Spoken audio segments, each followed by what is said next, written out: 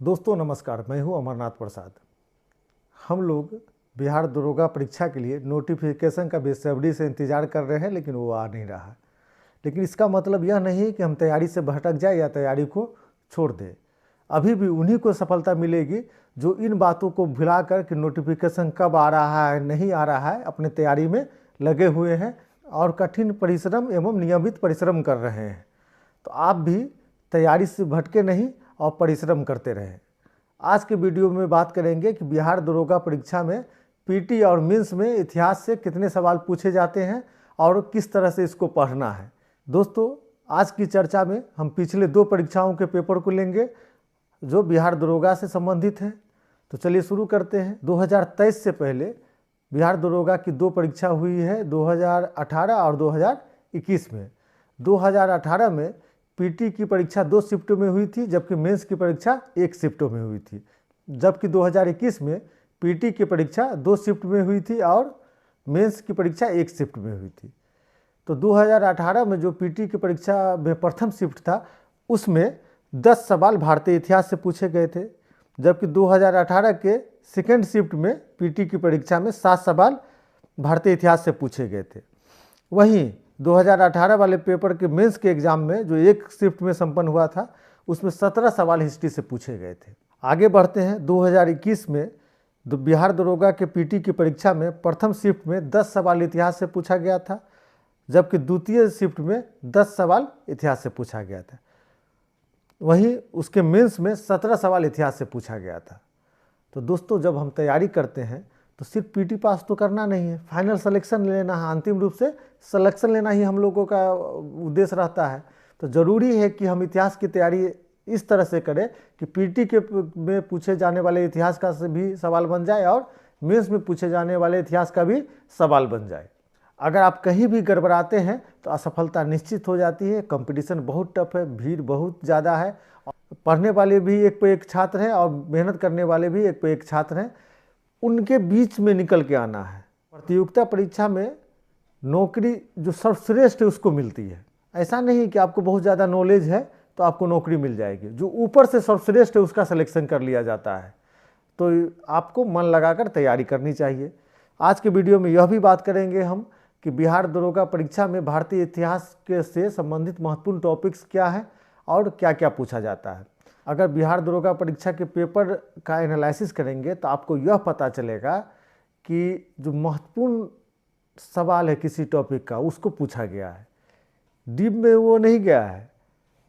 Question का level बहुत हल्का है, लेकिन वह सवाल पूछा गया है जो प्रसिद्ध सवाल है, जो अक्सर आप पढ़ते हैं और चर्चा में रहता है। तो इन परिस्थितियों में ज़रूरी है कि वो आपको याद रहे और उसको भूले नहीं। इसके लिए आपको बार बार रिवीजन करना पड़ेगा। दोस्तों, चलिए आगे बढ़ते हैं। जैसा कि हम सभी जानते हैं, भारतीय इतिहास को 3 भागों में बांट कर पढ़ते हैं: प्राचीन भारत, मध्यकालीन भारत और आधुनिक भारत। सबसे ज़्यादा सवाल आधुनिक भारत से पूछा जाता है, उसके बाद प्राचीन भारत से, फिर मध्यकालीन भारत से। इसके अलावा 1947 के बाद भारत भी पढ़ते हैं, जो 1947 से 64 तक का इतिहास होता है। उस समय भारत में बहुत ज़्यादा सामाजिक, आर्थिक, राजनीतिक क्षेत्र में परिवर्तन हुआ था।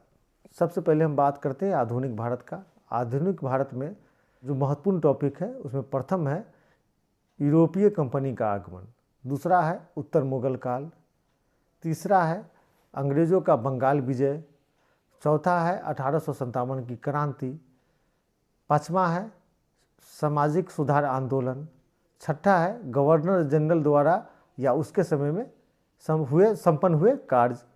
उसके अलावा 1885 से लेकर 1947 में स्वदेशी आंदोलन, सविनय अवज्ञा आंदोलन, भारत छोड़ो आंदोलन, यह सब भी महत्वपूर्ण है। 1885 से लेकर 1947 में जितनी घटनाएं घटित हुई है वह सब भी जानना बहुत ज़रूरी है।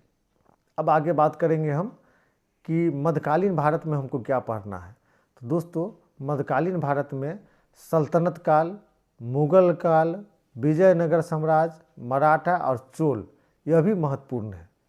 इसके अलावा हम बात करते हैं प्राचीन भारत में। तो दोस्तों, प्राचीन भारत में सिंधु घाटी सभ्यता, 16 महाजनपद, मौर्य काल और गुप्त काल, इसके अलावा धार्मिक आंदोलन काफ़ी महत्वपूर्ण है, यहाँ से अक्सर सवाल पूछा जा रहा है, तो इन सब को जानना बहुत ज़रूरी है।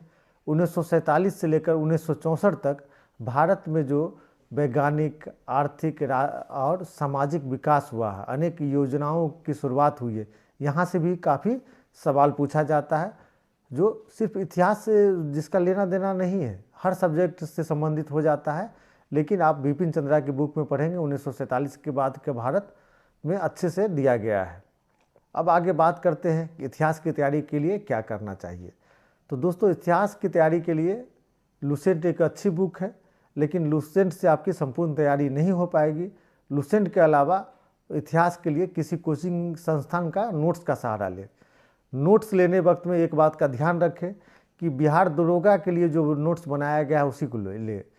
ऐसा नहीं करें कि आप IAS का भारतीय इतिहास का नोट्स ले लें, फिर आपको समझ में नहीं आएगा, सारा समय उसी में पास हो जाएगा। तो याद रखिए, जब किसी कोचिंग संस्थान का नोट्स ले तो यह जरूरी होना चाहिए कि वह कोचिंग संस्थान बिहार दरोगा परीक्षा की तैयारी कराता हो। इसके अलावा जब आप लुसेंट और किसी कोचिंग संस्थान का नोट्स पढ़ लेते हैं तो उसके साथ साथ घटना चक्र का प्रैक्टिस सेट जरूर बनाएं। प्रैक्टिस सेट बनाने वक्त में ध्यान रखें उसका एक्सप्लेनेशन नहीं पढ़े। जिस क्वेश्चन पे डाउट हो कि इसका आंसर ए होना चाहिए था, बी कैसा हो, क्यों हो गया, उसी का एक्सप्लेनेशन पढ़े।